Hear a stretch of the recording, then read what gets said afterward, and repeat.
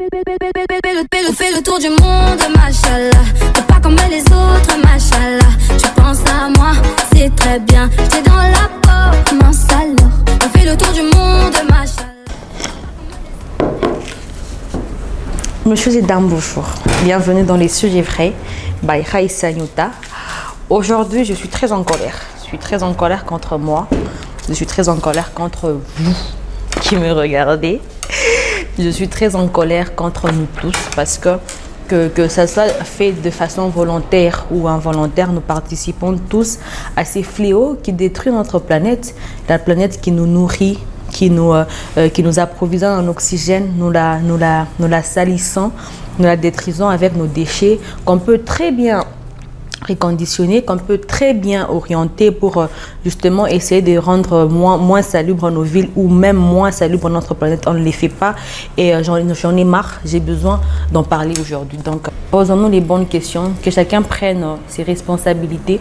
Aujourd'hui la pollution, elle est faite volontairement, elle est aussi faite involontairement. Donc d'où vous nous suivez, vous avez vu la définition. Essayez de prendre vos responsabilités pour qu'ensemble nous sortions ces immondices qui ternissent l'image de notre vie, de notre pays sur nos routes.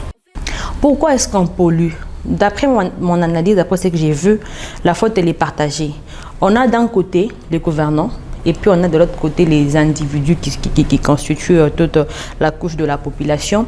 Que vous soyez dans un quartier bien standardisé ou que vous soyez dans les quartiers populaires, le problème il est le même. Pour les gens qui sont dans les quartiers standardisés, ils vont demander des services aux gens qui viennent sortir les immondices de leur parcelle. C'est une belle action. Là, ils n'ont aucune faute. Pour eux, ils sont normalement des personnes qui proposent ce genre de services, doivent avoir un site ou un lieu où ils vont déposer ces immondices. Ça, c'est très bien. Mais maintenant, pour le cas B, où nous avons dans les quartiers populaires où les gens qui ne peuvent pas se payer les services, qu'est-ce qu'ils font? Nous sommes tous, je pense que certaines vont se reconnaître, surtout les dames, parce que c'est nous qui tenons les maisons, c'est nous qui restons à la maison. Elles vont mettre ça dans un sac et le soir, on va demander à un petit de venir récupérer et de jeter sur la route ou d'aller jeter sur l'avenue d'après. Ou d'aller jeter, je ne sais pas moi, dans notre quartier. C'est vrai, dans l'entendement sur le moment, dans l'immédiat, c'est bien parce que vous sortez juste la saleté de votre maison ou de votre quartier, vous l'amenez ailleurs.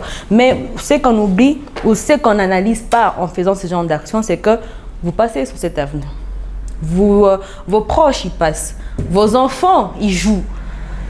Donc, c'est juste que vous déplacez un problème d'un point A à un point B et la conséquence ne va que vous suivre obligatoirement. Donc, et puis, il y a ces gens-là qui viennent récupérer nos immondices, comme je l'ai dit pour les gens du cas A. Les gens viennent récupérer nos immondices et ils les amènent Mouma Balabala. Ou bien vous vous réveillez un matin, il y a même, j'ai vu un monsieur qui s'est plaint. Il est vraiment peu ça tout ma pauvre, mais malheureusement pour lui, chaque jour ou chaque semaine, il se retrouve avec des immondices pleins. Ça veut dire qu'il y a ces gens-là qui savent très bien que pas les péco capori et ils viennent récupérer les immondices ailleurs et ils tout pas payer les places stratégiques parce que péco capori, mais parce qu'il n'y a pas d'angle ou bien il avenue il est très fréquenté. Ce qui n'est pas correct, ce qui n'est pas normal.